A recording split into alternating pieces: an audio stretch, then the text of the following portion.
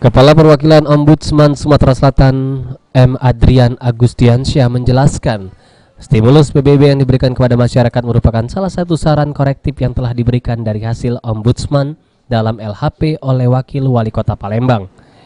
Dari saran korektif ini pihaknya akan melihat bagaimana sosialisasi yang dilakukan pemerintah ke warga. Pihak Ombudsman meminta LHP selama 30 sehari melihat langkah Wali Kota Palembang dalam menuntaskan masalah PBB ini. Dan secepatnya pihaknya berharap SPT PBB yang dilakukan pengurangan melalui stimulus bisa disebar secara cepat. Kita minta dalam 30 hari. Jadi dalam 30 hari ini kita akan melihat langkah-langkah wali kota bagaimana dalam menuntaskan masalah PBB ini.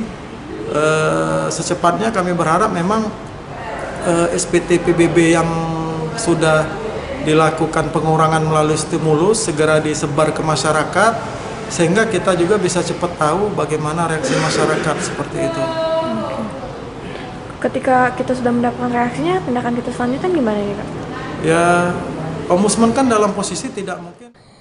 Terkait permasalahan PBB ini, pihak Ombudsman telah menerima hingga saat ini sebanyak 60 pelapor.